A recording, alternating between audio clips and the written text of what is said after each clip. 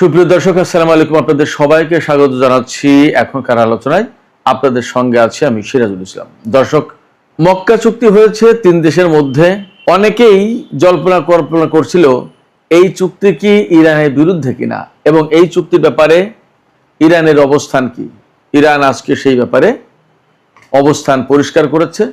কি বলেছে ইরান, বিরাট একটা কৌতূহলের ব্যাপার।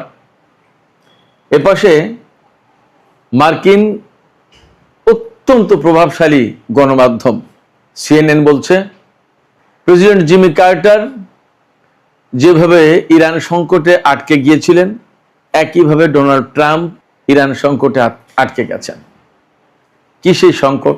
এদিকে ইরানের সর্বোচ্চ নেতার সাথে বৈঠক করেছেন প্রেসিডেন্ট মাসুদ পেজেশকিয়ান এবং তিনি বৈঠক শেষে এসে সর্বোচ্চ নেতার স্বাস্থ্য সম্পর্কে তিনি খবর দিয়েছেন। কি সেই খবর? সুপ্রিয় দর্শক, এই 3টি বিষয় নিয়ে আমি এখন টক উইথ সিরাজের এই ভিডিওতে বিস্তারিত আলোচনা করার চেষ্টা করব। আশা করি আলোচনা খুবই ভালো লাগবে। আর আলোচনা যদি ভালো লাগে তাহলে লাইক, কমেন্ট, শেয়ার করবেন এবং চ্যানেলটি সাবস্ক্রাইব করে সাথেই থাকবেন। দর্শক, চলুন বিস্তারিত আলোচনা করি। প্রথমেই একটা দ্বন্দ্ব সন্দেহের বিষয় নিয়েই আলোচনা শেষ করি। আজকে সোমবার রাতে কথা বলছি, 10ই আগস্ট। গত শুক্রবার তুরস্ক, পাকিস্তান এবং সৌদি আরবের মধ্যে মক্কা চুক্তি হয়েছে। এই চুক্তি হওয়ার পরে নানান রকমের প্রশ্ন, নানান রকমের সন্দেহ, নানান রকমের সংশয় ছিল, এখনো আছে, যার কারণে বিভিন্ন অ্যাঙ্গেল থেকে বিভিন্নভাবে আলোচনা হচ্ছে, বিশ্লেষণ করা হচ্ছে মক্কা চুক্তিকে। সবচেয়ে বড় যে দুটো প্রশ্ন এখানে ছিল সেটি হচ্ছে, এই চুক্তি কি ইরানের বিরুদ্ধে গেল কিনা, অর্থাৎ ইরানকে টার্গেট করে সৌদি আরব, পাকিস্তান এবং তুরস্ক জোট করলো কিনা, একটা প্রশ্ন। আর একটা প্রশ্ন ছিল যে আমেরিকা কি মধ্যপ্রাচ্যে নিরাপত্তা দিতে পারছে না এবং আমেরিকার নিরাপত্তা ব্যবস্থার উপরে আস্থা নেই বলেই কি সৌদি আরব, পাকিস্তান এবং তুরস্ককে ডেকে চুক্তি করলো? এই দুটো প্রশ্ন ছিল। আমি এই দুটো প্রশ্নের ব্যাপারে এর আগে কথা বলেছি। আজকে একেবারে সরাসরি ইরানের বক্তব্য তুলে ধরবো। ইরান কি ভাবছে এই চুক্তি নিয়ে, ইরানের অবস্থান কি, ইরানের মতামত কি, এই চুক্তিকে ইরান কিভাবে দেখছে, তাদের জন্য হুমকি নাকি তাদের জন্য আশীর্বাদ, নাকি 50-50 যেটা আছে সেটা তাদের মতো করুক, আমরা আমাদের মতো, কিভাবে দেখছে আসলে ইরান, এটা নিয়ে একদম বিস্তারিত কথা বলবো। দর্শক, খেয়াল করুন, ইরানের পররাষ্ট্র মন্ত্রণালয়ের মুখপাত্র ইসমাইল বাকাই আজকেই প্রথম ইরান সরকারের পক্ষ থেকে জানিয়েছেন যে সৌদি আরব, তুরস্ক এবং পাকিস্তানের ভেতরে যে চুক্তি হয়েছে মক্কা চুক্তি, সেই ব্যাপারে ইরানের অবস্থান হলো, ইরান এই চুক্তিকে নিজের জন্য কোনো দুশ্চিন্তার, উদ্বেগের, উৎকণ্ঠার, হুমকির কোনো কারণ বলে মনে করছে না। ইরান বরং দেখছে যে আমেরিকা সুদীর্ঘকাল ধরে মধ্যপ্রাচ্যের দেশগুলোকে যে নিরাপত্তা নিশ্চয়তা দেওয়ার কথা বলেছিল, প্রতিশ্রুতি দিয়েছিল, একটা ওয়াদা করেছিল যে আমরা তোমাদের নিরাপত্তা কনফার্ম করব, সেই নিরাপত্তা দিতে পারেনি, ব্যর্থ হয়েছে। ইরান বলছে কি যে এই চুক্তির ভালো দিক হচ্ছে যে আমেরিকার উপরে আর তারা নির্ভর করছে না, আমেরিকার নিরাপত্তা তাদেরকে নিরাপত্তা দিতে পারেনি, এটা আরব দেশগুলো বুঝতে পেরেছে, এটা একটা ভালো দিক। এবং সৌদি আরব যে 2 দেশের সাথে চুক্তি করেছে, সেই 2 দেশের সাথে অর্থাৎ তুরস্ক এবং পাকিস্তানের সাথে, যেহেতু দুটো দেশই ইরানের সরাসরি প্রতিবেশী দেশ, তুরস্কের সাথে উত্তর পশ্চিমাঞ্চলে আর দক্ষিণ পূর্বাঞ্চলে পাকিস্তানের সাথে সীমান্ত আছে, অতএব ইরান বলছে এই 2টি দেশের সাথে আমার ঐতিহাসিক সম্পর্ক রয়েছে, বাণিজ্যিক লেনদেন, কূটনৈতিক সম্পর্ক, সব ধরনের সম্পর্ক, ঐতিহাসিক সম্পর্ক রয়েছে দীর্ঘদিন ধরে। ফলে এই দুটো দেশ সৌদি আরবের সাথে যে জোট করেছে, সেই জোট ইরানের জন্য কোনো ঝুঁকির কোনো কারণই হতে পারে না। সেক্ষেত্রে ইরান এই মক্কা চুক্তিকে নিজের জন্য কোনো ঝুঁকি মনে করছে না, নিজের জন্য কোনো উদ্বেগের কোনো বিষয়ই মনে করছে না। ইরানের পররাষ্ট্র মন্ত্রণালয়ের মুখপাত্র ইসমাইল বাকাই আরো একটা চমৎকার কথা বলেছেন। তিনি বলেছেন যে নিরাপত্তা আসলে কোনো প্রোডাক্ট না, পণ্য না, যে 2 মণ 5 মণ 10 মণ বা 2 টন 4 টন 10 টন কিনে নিলাম আর নিরাপত্তা নিশ্চিত হয়ে গেল। এটা এমন না। এটা এমন কোনো প্রোডাক্ট না যে মিথ্যাবাদী ফড়িয়ারা এসে বিক্রি করে দিয়ে যাবে। অনেক সময় দালালি করে না, জিনিসপত্র বেচা কেনার জন্য মাঝখানে এসে দালালি করে না, ওই দালালির কথা বলছে। ফড়িয়া মানে দালালি। যে নিরাপত্তা এমন কোনো বস্তু নয় যে কেউ মাঝখানে এসে দালালি করে ফড়িয়াগিরি করে বিক্রি করে দিয়ে যাবে। দালালরা সাধারণত মিথ্যা কথা বলে বেশিরভাগ ক্ষেত্রে, যেটা না তাও একটু বলে, বাড়িয়ে বাড়িয়ে বলে যে হ্যাঁ এটাই তো সেরা গরু। ধরে একটা গরু কিনতে গেলেন আপনি হাটে, দালাল যারা, গরুর দালাল যারা, সে বলবে আমার বাড়ির গরু, এটা খুব ভালো হবে, অমুক হবে তমুক হবে, এরকম করে। সে বলবে না যে গরু আমার না, আমি চিনি না, আমি দালালি করে বিক্রি করে দিচ্ছি, মিথ্যা কথা বলে। তো ফড়িয়া বা দালালরা সাধারণত মিথ্যা কথা বলে। ইরানের পররাষ্ট্র মন্ত্রণালয়ের মুখপাত্র ইসমাইল বাকাই এই কথাই বলছেন যে নিরাপত্তা কোনো পণ্য নয় যে মিথ্যাবাদী ফড়িয়া বা দালাল এসে এটা বিক্রি করে দিয়ে যাবে আর এটা কিনে নেবে কোনো দেশ গ্রাহক হিসেবে। এটা এমন কি জিনিস না, বরং নিরাপত্তা এমন একটা জিনিস যেটা ভেতর থেকে নিজেরা তৈরি করতে হয়। নিজেদের ক্রিয়েটিভিটি থাকতে হয়, নিজেদের সৃষ্টিশীলতা থাকতে হয়, নিজেদের সেই রকমের সক্ষমতা, যোগ্যতা, দক্ষতা, অভিজ্ঞতা থাকতে হয়।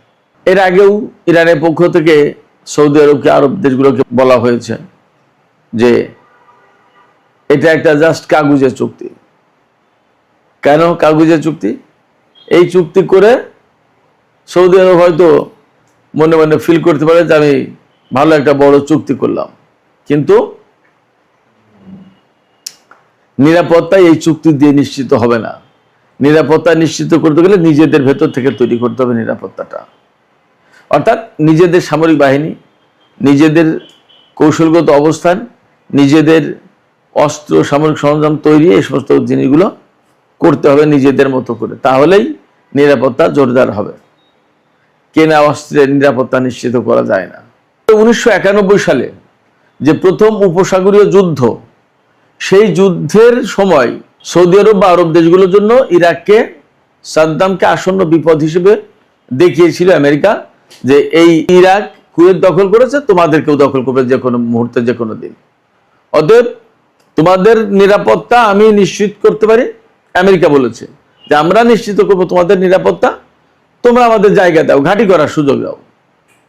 হুড়মুড় করে সৌদি আরব, কুয়েত, কাতার, আমিরাত, বাহরাইন সবাই আমেরিকাকে ঘাঁটি দিয়েছে এবং আমেরিকা তাদের সবাইকে নিরাপত্তার নিশ্চয়তা দিয়েছে। আসলে সাদ্দাম হোসেনকে পতন ঘটিয়ে আমেরিকার মূল টার্গেট ছিল যে ইরাক দখল করবে এবং ইরানের পশ্চিম পাশে। আর তার আগে তো আফগানিস্তান দখল করেছিল 2001 সালে অভিযান চালিয়ে। আর মধ্যপ্রাচ্যের এই সমস্ত দেশে যদি আরো ঘাঁটি গাড়তে পারে, তাহলে আমেরিকা একদম পুরোপুরি ইরানকে হাতের মুঠোয় নিয়ে নেবে, এরকম টার্গেট ছিল। যে এত ঘাঁটি, এত সেনা সামন্ত, এত কিছু থাকলে একদিন না একদিন ইরানকে ধরবই এবং ইরানের সব জারি-জুরি দেখে নেব। কিন্তু তারা কল্পনাও করতে পারেনি যে ঘটনা সময়ের পরিক্রমায় বদলে যাবে। এখন বদলে গেছে।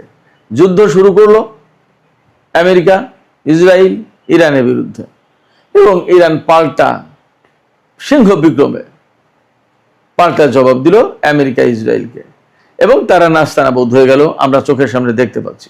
ডোনাল্ড ট্রাম্প এখন বলছেন কি, যে আমার পরমাণু চুক্তির দরকার নেই, শুধু হরমুজ খুলে দিলে আমি এখানে যুদ্ধে বিজয় ঘোষণা করে চলে আসবো। তিনি যুদ্ধে বিজয় ঘোষণা করবেন। তারা কি বিজয়ী হতে পেরেছে? যাই হোক, বিজয়ী হতে পেরেছে কি পারেনি, দর্শক আপনারা বিচার করবেন। তো সাকুল্যে আমেরিকা তার নিজের ঘাঁটিরই নিরাপত্তা দিতে পারেনি, অন্য দেশগুলো তো পরের কথা। যেখানে হুতিরা সৌদি আরবে হামলা চালাচ্ছে, সেটাও ঠেকাতে পারেনি আমেরিকা কখনো। যার কারণে এখন চূড়ান্তভাবে আমার কাছে মনে হয় মধ্যপ্রাচ্যের দেশগুলোর আমেরিকার এই নিরাপত্তা ব্যবস্থার প্রতি সন্দেহ আছে, প্রশ্ন আছে, এবং আমেরিকার এই নিরাপত্তা ব্যবস্থার উপরে আরব দেশগুলো আর আস্থা রাখছে না। যার কারণে এই চুক্তি তারা করলো পাকিস্তান এবং তুরস্ককে কাছে পেতে চাইলো, যে ভাই তোমরা থাকো, আমেরিকা তো চলে গেল, তোমরা আমার পাশে থাকো। সুপ্রিয় দর্শক, এবার সর্বোচ্চ নেতার সাথে ইরানের প্রেসিডেন্টের যে আলাপ হয়েছে, যে বৈঠক হয়েছে, দেখা সাক্ষাৎ হয়েছে, সেই বৈঠক নিয়ে, সেই বিষয় নিয়ে একটু কথা বলি। ইরানের সর্বোচ্চ নেতার সাথে প্রেসিডেন্ট মাসুদ পেজেশকিয়ান বৈঠক করেছেন, দেখা করেছেন, কিন্তু নিরাপত্তার স্বার্থে এই বিষয়টা একেবারেই মিডিয়াতে ফ্ল্যাশ করা হয়নি। প্রেসিডেন্ট পেজেশকিয়ানকে যে কোথায় নিয়ে যাওয়া হচ্ছে, কি ব্যাপার, হয়তো এইভাবে কোনো বিস্তারিত কিছু দেখানো হয়নি, বলা হয়নি, জানানো হয়নি, কারণ এর নিরাপত্তার প্রশ্ন। শোনা গেল যে তাকে একটা কালো গ্লাসের গাড়িতে করে সর্বোচ্চ নেতার কাছে নিয়ে যাওয়া হয়েছে, এবং যেহেতু কালো গ্লাসের গাড়িতে করে গেছেন, মাসুদ পেজেশকিয়ান তো কোথায় গেলেন, কিভাবে গেলেন, কিছুই জানা গেল না। মাসুদ পেজেশকিয়ান যে গেছেন, তিনি তো একা যাননি, তার সাথে আরো লোকজন ছিল নিশ্চয়ই। অর্থাৎ সর্বোচ্চ নেতার অবস্থানটা সবার কাছেই অপরিচিত থাকুক, অস্পষ্ট থাকুক, গোপন থাকুক, কারণ কখন কোথায় কোন ফাঁক দিয়ে কোথায় যে চলে যায় তথ্য, তার তো কোনো ঠিক ঠিকানা নেই, নিশ্চয়তা নেই। এখন নানা রকমের ঝামেলা আছে, আপনি জানতেও পারবেন না যে আপনার মাধ্যমে শত্রুপক্ষ গোয়েন্দাগিরি করছে, এমন সংকট আছে তো।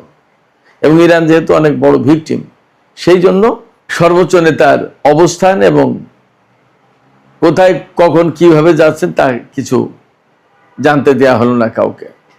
যা হোক, সর্বশেষ প্রেসিডেন্ট মাসুদ পেজেশকিয়ান যখন সর্বোচ্চ নেতার ওখানে পৌঁছালেন, তখন তার সাথে 7-8 ঘন্টা নাকি বৈঠক হয়েছে। মাসুদ পেজেশকিয়ান নিজেই বলছেন যে সর্বোচ্চ নেতা একদম পরিপূর্ণ সুস্থ, ফুললি তিনি সুস্থ আছেন, এবং তিনি সর্বোচ্চ নেতার সাথে 7-8 ঘন্টা বৈঠক করেছেন। সর্বোচ্চ নেতার স্বাস্থ্য নিয়ে বিভিন্ন রকমের জল্পনা ছিল না। অনেকে তো বলেছিলেন যে সর্বোচ্চ নেতা আয়াতুল্লাহ মুস্তাফা খামেনি হয়তো মারা গেছেন, কেউ কেউ বলেছেন যে তিনি পা হারিয়েছেন, কেউ বলেছেন হাত হারিয়েছেন, নানা রকমের কথা। তিনি একেবারে সম্পূর্ণভাবে সুস্থ আছেন। মাসুদ পেজেশকিয়ান একদম পরিষ্কার করে বলেছেন, একজন মানুষ যদি অসুস্থ হন তাহলে তার সাথে 7-8 ঘন্টা কি বৈঠক করা যায়? আমি তো সর্বোচ্চ নেতার সাথে 7-8 ঘন্টা বৈঠক করলাম, এবং মাসুদ পেজেশকিয়ান বলছেন যে কিছুদিন সময় দেন, দেখতে পাবেন সর্বোচ্চ নেতা কোন মাত্রায় সুস্থ আছেন, কেমন আছেন। সুপ্রিয় দর্শক, আপনারা সবাই জানেন যে যুদ্ধের প্রথম দিনেই ইরানের সর্বোচ্চ নেতা আয়াতুল্লাহ আলী খামেনি শহীদ হয়েছিলেন, এবং এই কারণে তার ছেলে আয়াতুল্লাহ মুস্তাফা খামেনিকে সর্বোচ্চ নেতা করা হয়েছে। এখন তার ব্যাপারে এই রকমের নানা মুখে অসুস্থতার কথা, এমনকি তার মৃত্যুর খবর পর্যন্ত গুজব হিসেবে ছড়ানো হয়েছিল। এই ব্যাপারেই বলেছেন মাসুদ পেজেশকিয়ান যে তিনি কেমন আছেন আপনারা কিছুদিন পরে জানতে পারবেন, তবে তিনি সম্পূর্ণ সুস্থ আছেন এটা তিনি বললেন। তারপরে তিনি বলেছেন যে সর্বোচ্চ নেতার সাথে আমার যা কথা হয়েছে সেটা হচ্ছে এই, সর্বোচ্চ নেতা ইরানের সব শ্রেণী পেশার মানুষকে ঐক্য বজায় রাখতে বলেছেন। বলেছেন যে এই মুহূর্তে দেশের মানুষের ঐক্য সবচেয়ে বেশি জরুরি। এই অনৈক্য সৃষ্টি করেই কিন্তু জানুয়ারি মাসে ইরানে গোলযোগ তৈরি করেছিল কিছু কিছু দেশ। আবার যদি এখন যুদ্ধে খুব ভালো করার পরে যদি অনৈক্য আসে, তাহলে কিন্তু ওরা আবার সুযোগ দেবে। এই সুযোগ ইরান আর দিতে চায় না, যার কারণে ইরানের পক্ষ থেকে বারবারই বলা হচ্ছে, সর্বোচ্চ নেতা বারবার বলছেন যে জাতীয় ঐক্য ঠিক রাখতে হবে, যাতে কোনোভাবেই এই ঐক্য ভেঙে না যায়। দেখা যাক, আমরা যতদূর দেখতে পাচ্ছি যে ইরানের উপরে যুদ্ধ শুরু করার আগে ইরানে যে ধরনের কিছুটা বিভেদ বিভাজন ছিল, ইরানের উপরে যুদ্ধ চাপিয়ে দেওয়ার পর সেই বিভেদ বিভাজন কিন্তু চলে গেছে। আমরা দেখতে পাচ্ছি যে সমস্ত মানুষ, প্রায় ইরানের প্রায় সব শ্রেণী পেশার মানুষ একাট্টা হয়ে ঐক্যবদ্ধ হয়ে রাস্তায় পাহারা দিচ্ছেন, রাস্তায় স্লোগান দিচ্ছেন, সরকারের পক্ষে অবস্থান নিয়েছেন। সেক্ষেত্রে সর্বোচ্চ নেতা যে আহ্বান জানিয়েছেন, এই আহ্বানে মনে হয় ইরানের লোকজন আগেই সাড়া দিয়ে বসে আছেন। সর্বোচ্চ নেতা ঐক্য দেখতে চান এবং এই ঐক্যের ভিত্তিতে শত্রুদের বিরুদ্ধে লড়াই চূড়ান্ত করতে চান। সুপ্রিয় দর্শক, আজকের আলোচনা এখানে শেষ করছি। আলোচনার শেষের আগে আপনাদের মতামত জানতে চাই, আপনারা কি মনে করছেন যে আসলেই ইরান যে কথা বলছে যে মক্কা চুক্তি, অর্থাৎ তুরস্ক, সৌদি আরব এবং পাকিস্তান যে চুক্তি সই করেছে, এই চুক্তি অ্যাকচুয়ালি ইরানের নিরাপত্তার জন্য কোনো হুমকি না? আপনারা কি তাই মনে করেন? আপনাদের মতামত জানিয়ে কমেন্টে লিখতে পারেন। আর ভিডিও ভালো লাগলে লাইক, কমেন্ট, শেয়ার করবেন এবং চ্যানেলটি সাবস্ক্রাইব করে সাথেই থাকবেন। দর্শক, এখনকার আলোচনা এখানে শেষ করতে চাই। আপনারা সবাই ভালো থাকুন। আল্লাহ